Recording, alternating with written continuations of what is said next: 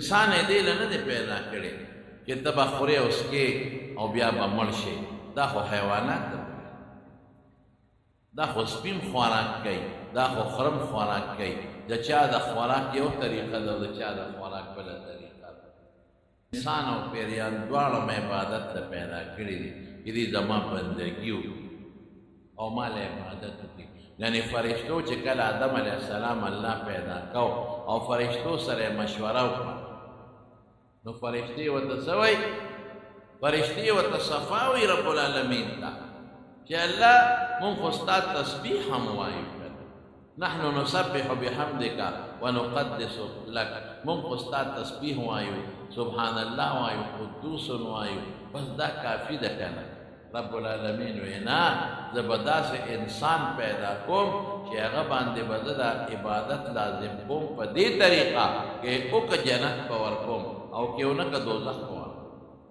د فرشتو عبادت خو داسې دی لکه مونږ چې ساګانې، د هغوی عبادت خو دی لکه مونږ چې سترګه رپو. هغه خو د الله د طرف نه په هغوی عبادت لازم او ملزوم نه دی او دام نه لکه هغوی عبادت وکړي خدای به جنت ورکړي او که ونه کړه نو خدای به دوزخ ورکړي. دا خو نشته. زمونږ د عبادت سره دا یو ټکي وتړه چې که دې بني آدم دی انس و جنت انسان او پیري زما عبادت او بندګي وکړه نو هغه خوشحالی به ورکوم ما لا عین رأت ولا اذن سمعت ولا خطر على قلب بشر، چې هغه نه غوږ اورېدلي دي، نه یو سترګې لیدلي دي او نه د چا په زړه کې تېرېدي شي. او که چېرته زما بندګي ونه کړه د بل چا بندګي وکړه او په دنیا کې زما عبادت ونه کړه نو داسې سزاګانې به ورکوم، داسې سزاګانې چې د انسان په خواب او خیال کې هم دا سزا نشي تېرېدی.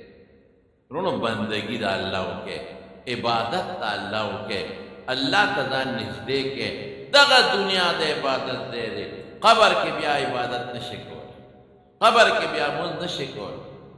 بعضې خلکو له به قبر کې هم خدای توفیق ورکړي، لکه رسول الله صلی الله علیه وسلم فرمایي وی چې معراج ته تلم نو موسی علیه السلام مې په قبر کې ولید یصلي مونځ یې کوم. او زمونږ علما لیکي، زمونږ عالمان وی بعض انسان چې په دنیا کې څه عمل کوي نو خدای پاک په آخرت او په قبر کې د هغې عمل جاري ورته ساتي.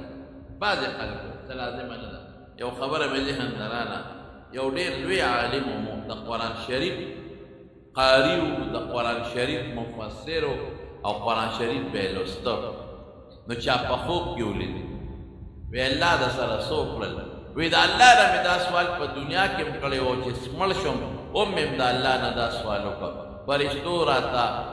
سپوسونه وکړل امې ټیک کړل. وی الله وی اوس دې سخت وخت دی، مې الله یو درخواست کوم که هغه قبلې ما ته دا توفیق راکړه چې د قرآن شریف تلاوت شروع. دا مې په دنیا کې مرمان او دا مې په قبر کې مرمان دی. دا توفیق راکړه چې زه د قرآن شریف تلاوت شروع کړم. نو ما د قرآن شریف تلاوت شروع کړی. وی ته خو بوزګار یې، تلاوت څومره کې؟ وی دلته ستړی کېدل نشته، دلته اوږې کېدل نشته، دلته ناره نشته، ما له خدای جنت را کړی دی په قبر کې او یو شان د قرآن شریف تلاوت کوم. وی څومره به دې کړي؟ وی دا 1,000 کرتونه مې هم زیات ختمونه کړي. نو دا سړی ورته حیران شو،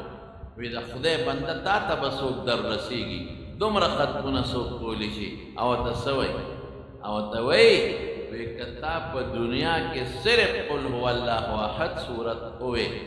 یا یو آیت دی د قرآن شریف تلاوت دی په دنیا کې نو الله پې تاله دومره اجر درکوي چې زما په دې 1,000 ختمونو دومره اجر نشته. ځکه چې دلته زه کوم آخرت کې ثواب نشته. دا خواسې زما خوښه و الله ته مې سوال وکړو، الله وې کوه. نو ما شروع کړو. نو د ثواب ځای خو قبر نه دی، د ثواب ځای خو آخرت نه دی، د ثواب ځای خو جنت نه دی. هغه خو د دې ثوابونو نتیجه او انعام به هلته بېلابېل. د ثواب ځای خو دنیا ده. وروڼو دغه دنیا د عمل ځای دی. که دلته دې عمل وکړو باس کامیاب شوې او که دلته دې عمل ونه کړو ناکامې. رسول الله صلی الله علیه وسلم څومره لوی شخصیت یعنی د امت سفارش به کوي زما او ستا سفارش به کوي د ګناهګار امت سفارش به کوي شفاعتي لأهل الكبائر من امتی رسول الله مبارک فرمایي چې د بغټو ګناهونو والا له سفارش کوم واړه نه غټو والا څومره لوی مرتبه لري او احادیثو کې راځي د قرآن د نصوصو له ایتونو نه معلومیږي چې رسول الله مبارک به سفارش کوي د هغه په سفارش به خلک جنت ته ځي او سردار دی د قیامت پر ورځ د پیغمبرانو بیا به رسول الله مبارک څونه عبادت کا عائشه بیبي فرمایي وی د شپې به ولاړو الله ته به یې ژړل ولجوفه عزیز کعزیز المرجل وی دې سینې به یې داسې قرار کو لکه کټوی چې جوشیږي او قرار کوي ولاړ به دا خپې به یې وپړسېد دا لاندې پوندې به یې وچاودې دومره اوږد قیام به یې د عبادت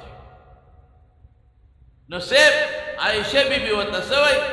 وی د الله رسوله دا څه کوې قد غفر الله لك ما تقدم من ذنبك وما تأخر تا ته خو الله مخکې وروسته هر څه معاف کړي دي ته خو د ګناه نه محفوظ یې معصوم یې نو دا دومره تکلیف په ځان ولې تېری دا دومره اوږد قیام او تلاوتونه په مانځه کې ولې کوې حضور پاک صاحب ماشاءالله افلا اکون عبدا شکورا چې خدای دون احسان ما سره وکړ چې ما له پیغمبري راکړه دون احسان یې وکړ چې مخکې وروسته هر څه یې راته معاف کړل نو د دې رب شکریه ولې ادا نه کړه او شکریه د عبادت دی قسم دې زه زما روڼ کله ډېر خفه شم دویم خدای پاک مونږ له څه راکړل مونږ له خدای انسانیت انسانان یې پیدا کړي قسم دې دا انسانیت د خدای لوی نعمت بیا خدای مسلمانان پیدا کړي او بیا د یو عظیم پیغمبر امتیان او عظیم کتاب قرآن شریف باندې زمون ایمان سترګې روغې پوزه صحیح خوله بدېداره په لاسونو روغ په شکل ښکلې بچي خدای راکړل چا ته محتاجه مونږ خدای نه کړو سره د دې مونږ الله یاد نه پکار دی چې د خدای شکر خو ادا کړو پیغمبر مبارک شکر ادا کوي او مونږ شکر نه ادا کوو چې موږ د خدای شکر ادا کړو او ګوره یاد وساته لئن شکرتم لازیدنکم قرآن کې الله وایي که زما شکر م ادا که نور به یې درله زیات او لئن کفرتم که زما ناشکري مو کړه ان عذابي لشدید وی زما د عذاب نه سخت شی ګورې بیا نشته نو عبادت څه شی دی الله پې خوشحالېږي عبادت څه شی دی د الله د نعمتونو شکریه ده عبادت څه شی دی بنده پې الله ته نږدې کېږي زما عبادت کی چې کوم خوند دی خو افسوس دا دی چې موږ ناجوړه زه به یو مثال صحابه به څه چل صحابه چې به عبادت کو عبادت نو د عبادت یو بل ته وایي راځه کنه دا یو دوه رکعاته خو را باندې وکړه ارحنا بها او دمه مو وکړه په مانځه باندې هغوی به په مانځه دمه کېدل موږ پې ستړي کېږو رمضان کې چې به هغوی که مونځ کو واه واه د ماسخوتن نه به یې شروع کړه تر پېشمني پورې به ولاړو مونځونه به یې کول څه فرض واجب پې نو مستحب مونځو او چې سلام به یې وګرځو کور ته به یې منډې کړې نو خادمانو ته به یې وایي شا به پېشمني راوړې ګنې سبا باندې راځي خوند به یې ورکو لذت به یې ورکو حضور پاک یو ځل په یو سفر کې و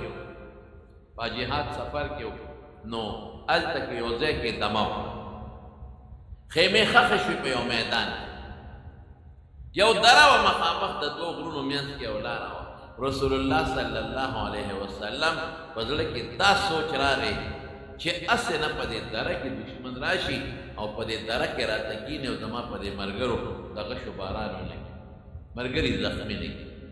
دشمن په دره باندې اټیک ونه کړي نو یو دوه صحابه کرام یې مقرر کړل بخاري شریف کې راځي وی تاسو به لاړ شئ په دې دره کې به زمونږ ډیوټي وکړي دا نه څوکیداري وکړي دواړه لاړل هغه درې ته وکتل چې د پورې نه څوک رانه شي هغه د رسول الله مبارک سوچ رښتونی و الحمدلله دا یو صحابي دی بل ته وایي داسې کار وکړه تو دشه څوکۍ ده زه به یې کوم تو دشه او زه به دلته کې ودرېږم هسې م دې خوا قبله ده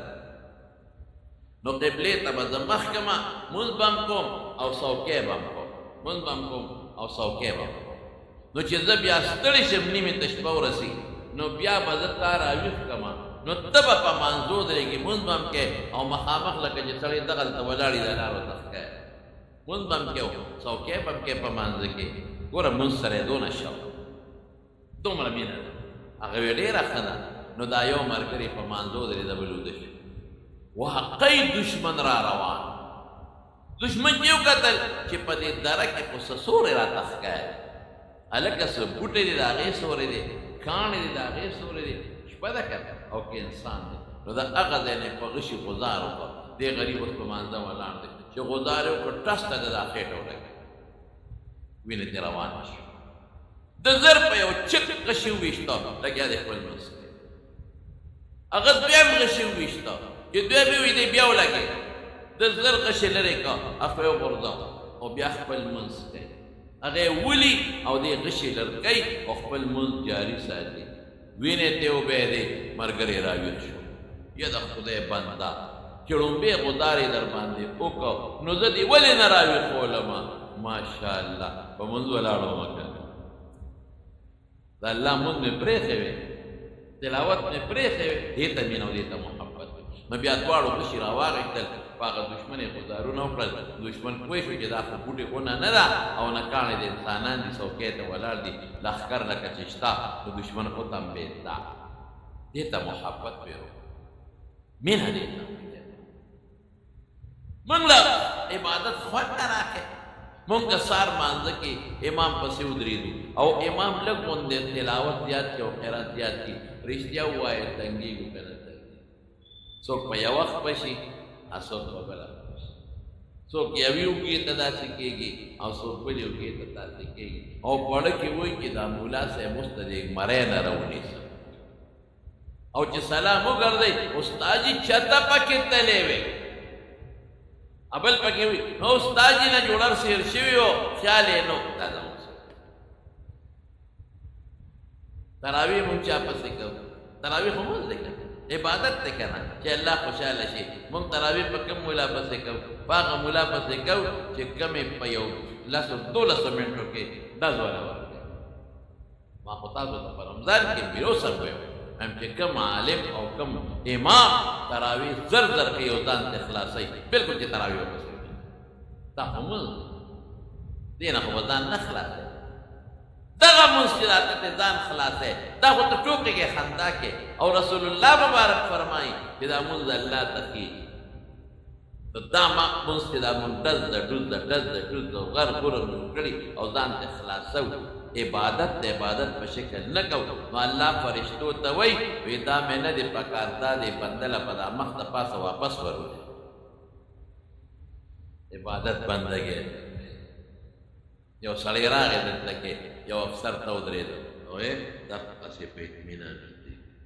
هغه افسر خوشحاله شي چې دا سړی خو زما ډېر خیال ساتي زما قدر کوي او په عاجزۍ ماته ولاړ او کنه یو سړی افسر ته راشي او برېت تاسې په برېتو ګوتې هم داسې وایي ورته داسې او مټې هم ورته والي او راتلو سره داسې اوږې هم وویروئ او مخامخ نیغ کښېني ودرېږي نیغه او هغه ته وایي تاسو هغه نیک به وایي چې خدایه دا بشیر جان اوچت کړم او د پاسه پرې ور وغورځوم چې دې اوچت کړمه دا بلا او د پاسه پرې ور وغورځومه چې پړاخ یې کړمه خدای دې بې خو باسه د خبرې دا طریقې د راتلو دا طریقې نو چې یو افسر سره ته داسې نشې کولی رب العالمین سره ولې موږ دا شی کوو